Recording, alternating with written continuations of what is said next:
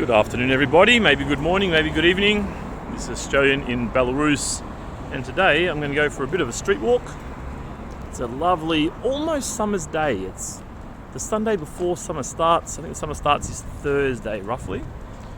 And you can tell long shadows here, kind of around 5 p.m. We're going to go for a walk, and we'll talk about a few things as we walk around and look at the sights of beautiful Minsk. Talk about a few cultural things here. Talk about experiences here, a few anecdotes, and I'll walk south to Minsk Street. You'll probably know Minsk Street if you've been to Belarus. In Minsk, it's very much a trendy kind of cafe street where people like to be seen. People who are, I guess, more image-based in their persona love to be seen in this kind of area. So I'll wander down there and down to Ploshka, which is station 115 on the blue line of the metro. And speaking of the metro, look, I'm a bit of an historian. I was an economist back in Australia, and I do have a very passionate interest in this kind of ideologies and how they're implemented and practicalities and things that weren't thought through, because that's a big problem with any kind of leftist thinking. I think it often comes from a very kind and genuine place, but a lack of understanding how things evolve once you start tempering with the system, a bit of a lack of understanding how a society functions. You try and tweak something and then the whole thing kind of falls apart. So with communism as a great example,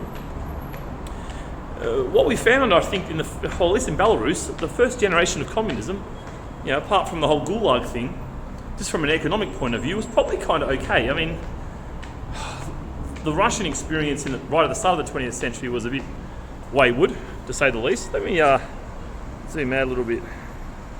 In fact, I'll just stop and I'll zoom. Oh, that's a bit better. Give you guys a little bit more to look at. Because these are very expansive footpaths, aren't they? I mean, honestly. They were built for a population. And, there's a lot of, trophy stuff back in the day, A lot of infrastructure was competition between civilizations and whatever. So this is no different. I think the first generation of communism can be almost a good thing in a sense, because you get a lot of infrastructure built. Again, ignoring the gulags, ignoring the absolute shredding of the family unit in that first kind of 20, 30 years in Russia of the 20th century, that just proved to be an absolute disaster. Something not spoken about very much, but an absolute derelict time in this region where there was just a total collapse of just social cohesion. And then obviously, who got in power, and he kind of changed that and tried to bring back the family unit, but history. But anyway, the economic side of things, I think that communism, the first generation, can kind of be okay, because you got this cool infrastructure. You got a great big metro. I mean, the metro systems in Eastern Europe are notoriously good, and deservedly so. As well as, these beautiful, expansive streets and so forth, and, lots of universities and hospitals, and, the whole idea of everyone gets an apartment. They're humble apartments, but everyone gets one, and, it's kind of good at the start. You can see that before all the corruption and special interests kind of kick in, you can see how it could, in theory, function for a generation. Could function kind of well, and I think that's why a lot of older people in a place like Belarus actually have a lot of positive things to say about communism. And I'm surprised at just how many people I know whose parents and grandparents, especially grandparents, have really positive things to say about it. And I don't know how much of what we know and hate about communism is just Western perversion. But let's face it, we, as Westerners, we do love to get our hands dirty in the world of propaganda and influence opinions that countries have of themselves. We're very good at this. So I don't know. A little bit of road rage there. Pretty unusual. People are pretty chill here for the most part. It's a reasonably chill kind of culture. You do have some emotional bursts from time to time. This is kind of not to the same extent that you'd get in the northern neighbour in Russia. You get a lot more volatility of people in a place like Russia than you do in Belarus. Belarusians are kind of a bit more Europeanish. on average, it depends where you are. I mean, you go Gomel, you just rewrite the border on Gomel and just put it into either Ukraine or Russia, and that'd fit in pretty well there. Depends where you are, but nonetheless, I digress. Let's come back to the economics of communism. So that first little bit, that first generation, or I won't put a number on it, but 10, 20 years, something around that range, could be quite positive. But then, of course, all the other bullshit comes in. The realization that there's no real upside of you working hard. The realization, this kind of disconnection between people, the corruption of government, the government trying to keep control of its citizens. Of course, with communism, you've always got the Americans pushing in there, trying to take control of the country, right? Whether it's outright war like it was with Vietnam or Korea, or whether it's like the Soviet Union. They didn't want to fuck with the Soviet Union too much, militarily speaking, much like they don't want to now directly with Russia as well, right? But they did want to overthrow it, and that they certainly played a role in, no doubt, by implanting these ideas that the West is amazing and communism is terrible. And I'm certainly not suggesting for a moment that communism is a viable option, and it most definitely isn't. You just can't have that level of centralization of power in such a few people's hands who just have this wacky ideology, wacky untested ideology. Back to my point earlier that these kind of leftist ideologies, although I think they start from a place of trying to improve society, I do believe this for the most part. They just kind of take for granted that things just work, and that we're just going to try and rearrange things so that some people have more, some people have less. They don't realize that the system's in place and it's a very specific system. People kind of don't work too hard. Of course, there's always a threat of gulags. If you don't work too hard, you end up in the gulag. There's a Marxa. Don't know how good your Russian is.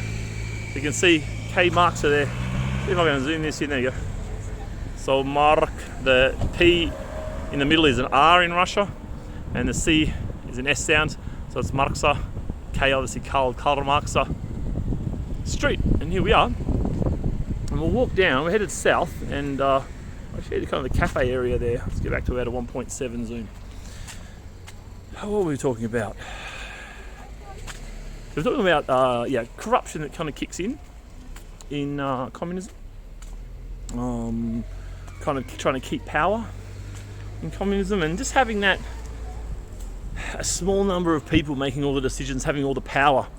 I mean, what you don't want in a society, this kind of big society like a Soviet Union or USA, you don't want the same interests controlling every institution. That's what you don't friggin' want. You don't want government being controlled by the same people who control the media, who control education, who control everything else, right? Military, police. You don't want all these institutions controlled by a narrow range of people. Like, this is never going to do much for the people, quite frankly. Now, of course, if you look at China now, I mean, look, China's would have been horrific up until the early 80s. But now, apart from, saying naughty things about the government, I mean, your life's kind of pretty decent there. There are the work hours to consider. That's a real problem. But the government's actually working on that. The government's interesting in China. I wouldn't say they're masterminding anything, but they're winging it, and they're making alterations. And you can see them staying in power for a lot longer because they are kind of a bit responsive. They really recognise there's problems in the country, and they do make some efforts to change things. I don't want to talk them up too much, because I don't think that much of them necessarily, but you see that they are a bit more responsive, whereas the old Soviet Union, I mean, until the last little bit, they weren't responsive at all, right? Alright, we're going to do a traffic jam here. I might even, actually, I'll follow these girls here.